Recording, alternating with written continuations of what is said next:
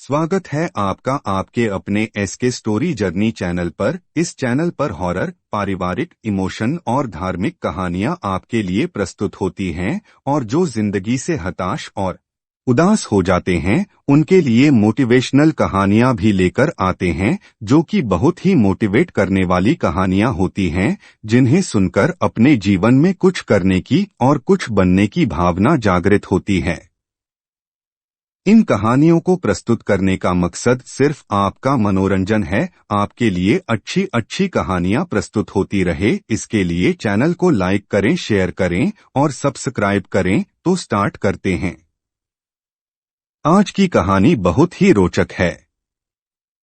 कहानी का शीर्षक है भूतिया डाकघर। रोहन और सुजय बुलेट राइड पर निकले थे। वे दोनों दिल्ली से हिमाचल का सफर कर रहे थे। सुबह से रात हो गई। वे लोग हिमाचल तक पहुंच गए थे, पर अभी भी अपनी मंजिल से दूर थे। रोहन भाई यही कहीं रुकने का इंतजाम करते हैं।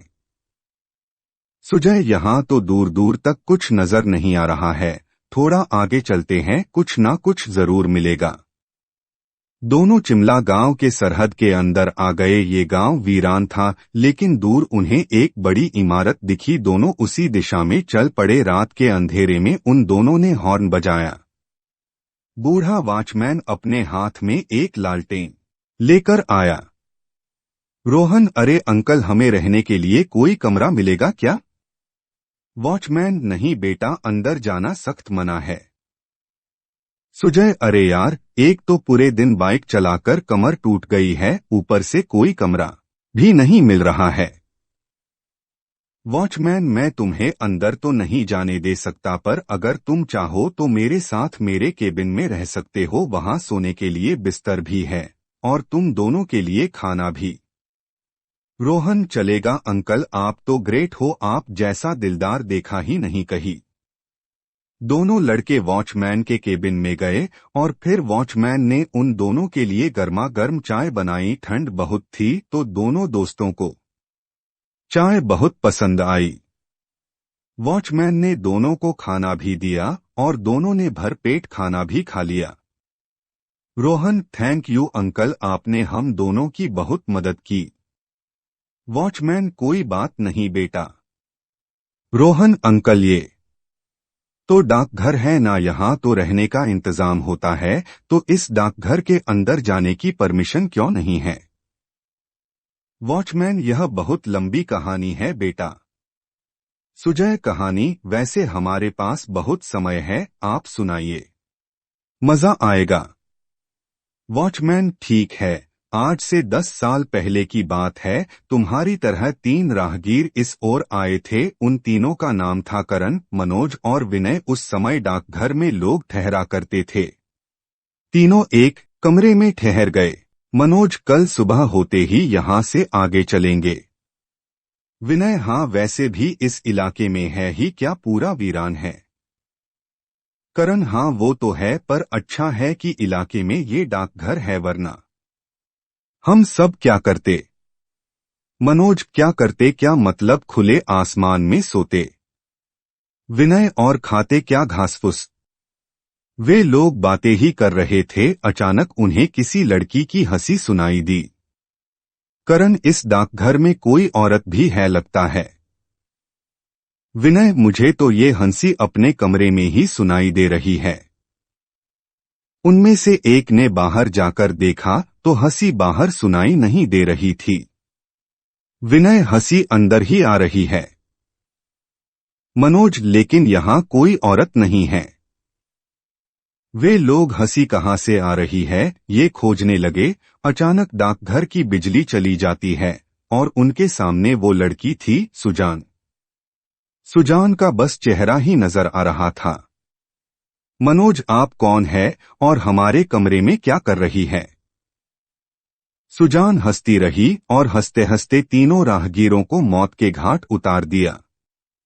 अगली सुबह बस हमें उन तीनों की लाश मिली। रोहन, कौन है सुजान और उसका भूत इस डाकघर में कैसे आया और उसके साथ क्या हुआ? ये जानने के लिए तुम्हें सुजान की कहानी सुननी पड़ेगी। 11 साल पहले की बात है। हमेशा की तरह टूरिस्ट हिमाचल घूमने के लिए आया करते थे और कई टूरिस्ट शिमला में भी ठहरा करते थे। ऐसे ही एक टूरिस्ट ग्रुप में सुजान यहाँ आई थी। सुजान कमरा न 013 में ठहरी थी। उस समय डाकघर के सारे कमरे फुल थे। सुजान बहुत ही खूबसूरत थी। सुनहरे बाल, गोरा रंग, हर एक की नजर सुजान पर ही थी। सुजान और उसके दोस्त 2 दिनों तक शिमला में ही रुके थे।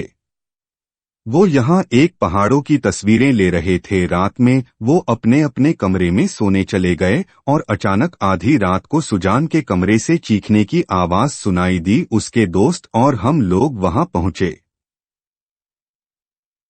सुजान जोर जोर से चीख रही थी। हमने मिलकर दरवाजा तोड़ दिया पर अंदर कोई नहीं था। उसके दोनों दोस्त कमरे के भीतर गए और सुजान को ढूंढने लगे और फिर अचानक सबको सुजान की हंसने की आवाज सुनाई देने लगी। सबने ऊपर देखा तो सुजान छत से चिपकी हुई थी और जोर जोर से हंस रही थी। यह मंजर देखते ही हम लोग वहां से भाग गए पर उसके दोनों दोस्त वहीं फंस गए। दरवाजा अपने आप बंद हो गया और फिर हमें सुजान के दोस्तों के चीखने और चिल्लाने की आवाजें सुनाई देने लगी। किसी में हिम्मत नहीं थी कि उन लड़कों को बचा सके। हम सब अपनी जान बचाने के लिए ही भाग रहे थे। अगले दिन हमें सुजान और उसके दोनों दोस्तों की लाश मिली। दोनों दोस्तों का शरीर टुकड़े टुकड़े हो चुका था और सुजान का सर अलग था। पता नहीं उस कमरे में क्या हुआ। मनोज, यह तो बहुत अजीब हुआ, लेकिन सुजान के साथ आखिर हुआ क्या? वह भूत कैसे बन गई? वॉचमैन, पता नहीं, लेकिन उस दिन के बाद से जो भी इस डाकघर में रहने आया उन सबकी बस लाशें ही मिली। शिमला के लोगों ने इस डाकघर को बंद कर दिया और यहाँ किसी को रहने की अनुमति नहीं है। सुजय अंकल जी, आपको कुछ क्यों नहीं हुआ? वॉचमैन, क्योंकि मैं कभी भी रात में डाकघर के भीतर गया ही नहीं। मनोज अंकल, मुझे ये कहानी अधूरी सी लग रही है। मुझे जानना है कि सुजान के साथ उस कमरे में क्या हुआ। वॉचमैन, अब ये तो खुद सुजान ही जानती है। वैसे रात बहुत हो चुकी है, कुछ घंटे सो जाओ तुम दोनों। वॉचमैन गहरी नींद में सो गया पर सुजय और रोहन को नींद नहीं आ रही थी। वो लोग दबे पांव डाकघर की ओर बढ़ गए। डाकघर में अंधेरा था तो रोहन ने अपनी टॉर्च ऑन कर ली। रोहन, कमरा न 013 ढूंढते हैं। उन लोगों ने कमरा न 013 की तलाश की और कमरे के अंदर जाते ही दरवाजा अपने आप बंद हो गया। रोहन टॉर्च से देखने की कोशिश कर रहा था तो तभी उसके सामने एक औरत थी। दोनों की चीख सुनकर बूढ़े वॉचमैन की नींदें खुल गई। वॉचमैन, हे भगवान, मना किया था मैंने इन्हें अंदर जाने से, लेकिन आजकल के बच्चे बड़ों की बात कहाँ सुनते हैं। वॉचमैन अपना सर पकड़कर बैठ गया था क्योंकि वो जानता था कि सुजय और रोहन की मदद नहीं कर सकता था। डाकघर के अंदर जाना मौत को दावत देने के सामान था। ना जाने ये भूतिया डाकघर और कितने लोगों की जान लेगा।